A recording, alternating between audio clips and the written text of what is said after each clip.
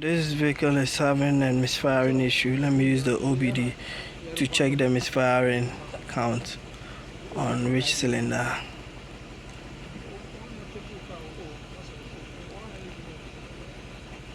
So I'll wait, and you can see the fire is not stable.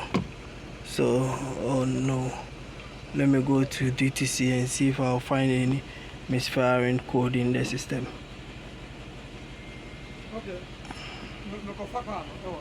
So you can see pending cylinder 2 and cylinder 4. Pending is cylinder 4. That means cylinder 4 is the one having misfiring. So what I'll do is I'll go back and go to onboard diagnosis, then check the misfiring count and see which of them is reading higher. So the one that is reading higher will help me to identify the actual issue. So you can see cylinder 1, cylinder 2, cylinder 3, and cylinder 4 is reading.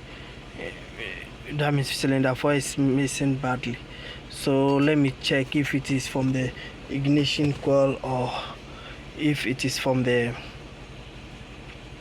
engine itself or something. So let me do that check. So you can see how badly the engine is vibrating.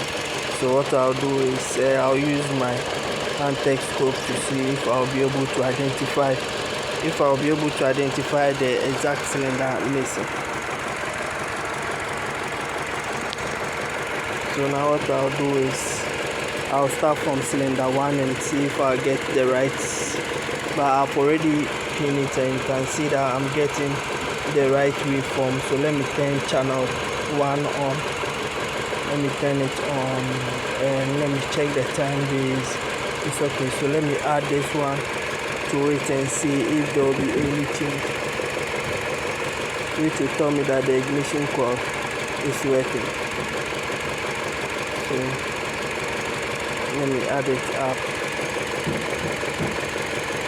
to help me know that the ignition coil is working. So let me change the time base.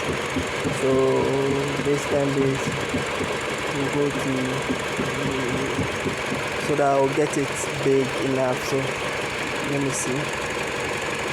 Let me do the time base and you can see I'm getting the waveform. So let me go to the other cylinder and you might not see it here, but when I reduce the time base, when I change the time base, it will appear because it is happening on a different cylinder. So let me do my time base. Let me increase my time base, decrease my time base. Okay, and let me see if I will see this. So this is cylinder 1, this is cylinder 2. So you can see cylinder 2 is appearing on the other side and cylinder 3, which makes me understood that the ignition is firing, and cylinder 4, and you can see cylinder 4 is also working. So now let me take this thing out and pin it to cylinder 4. Then let me change the time base on my scope. Let me increase the time base on my scope. Let me increase the time base on my scope. Okay, so this is cylinder 4, and for the firing order should be which one comes next. So cylinder 4, you can see the waveform I'm getting. So let me push my channel 1 up. Let me push my channel 1 up a bit so that you can get to see the waveform. So channel 1 should go up a bit. Okay, so the channel 1. So this tells me that my ignition coil is working perfectly. So the problem might be from either in the engine or something else. So let me check cylinder 2, and you can see also I'm getting the same cylinder 3. I'm getting the same waveform. So now what I'll do is I'll do crank test. I'll disconnect either the injectors or I'll disconnect the injectors and run it and see if there will be any miss, if there will be anything. The only thing left that I have not done is I have to also check the ignition, the injectors. and see if it is from the injectors, but I've not done that. But before I'll do that, because of the location of the injectors, before I'll do that, I'll make sure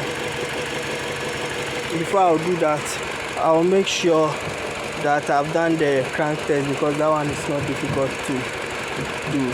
So I'll do that one first, then I'll analyze the waveform and see if it is from the engine. Then if it's not from the engine, everything is okay, then I'll move to the injectors and see if the injectors are causing the problem. So with this one, I'll be swapping the injectors. So cylinder 4 injector to cylinder 3. Then I'll plug the probe back and see if it keeps. I'll be getting the correct feed for the injector pulses. So now, after doing the test, after swapping the injectors now, I'm checking if it has jumped, and now it looks like it has jumped pending cylinder 3 after swapping the injectors. So it could be that the injector is faulty. So with this one, I want to check if. So from here, I've swapped the coils, I've swapped everything. So to this, it tells me that the injector is faulty. So it is the injector which is causing the misfiring. And you can see that now cylinder 4 is free. There is no misfiring. So what I'll do is I'll speak to the client about it and replace the injector 3. Then we'll see what we'll do about if but for this, it tells me that the misfiring is from cylinder 3.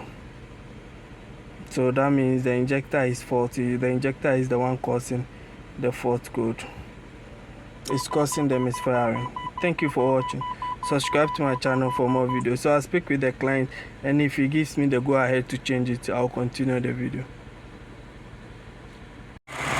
So now this yellow one, the yellow one goes to cylinder 1, which is the one with the which goes to cylinder 4, which goes to cylinder 3. So you can see there is pulses in it. So let me try and reduce the time base so that I can see the cylinder 4 waveform.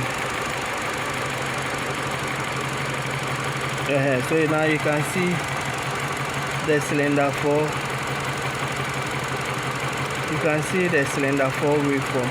So this is the cylinder 1 and this is the cylinder 4. So now what I'll do is let me change the